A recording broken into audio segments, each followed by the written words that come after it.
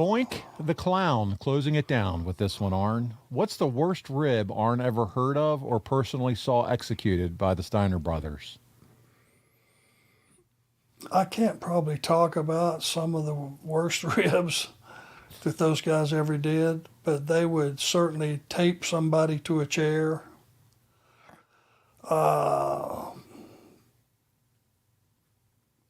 That was probably the most common one. They would literally, if you were sitting in a chair, just come in and one would get behind you, one would get in front of you, and you kind of knew what was happening.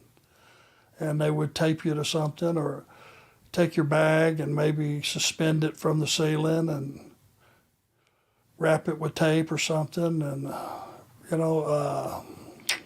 there's not much you can do about it either when those two big boys are doing what they want to do.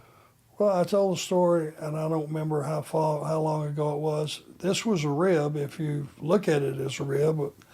Bobby and I are driving down to Macon at 75 south from Atlanta. It's usually not a lot of traffic back in those days. So it's maybe 2 o'clock in the afternoon, something like that. And it's just straight interstate. And I'm looking in my rearview mirror, and I see this little speck car way, way back there. So I don't think anything about it. Nobody's on the road. And I look back again in a few seconds, and that speck is getting bigger and bigger, and I'm thinking, oh no, surely this ain't a cop. He was sitting up a ramp, and he's going to, because I usually cheated a little bit on the speed limit. I have to tell the truth. And I look up again, and that thing now, it's in the lane behind us, and there's nobody in the left lane. So if he's going to go around us, he probably should start getting over. And I look up one last time, and boom, rear-ended. We're doing about 75, 80, and I look, and it's the Steiners.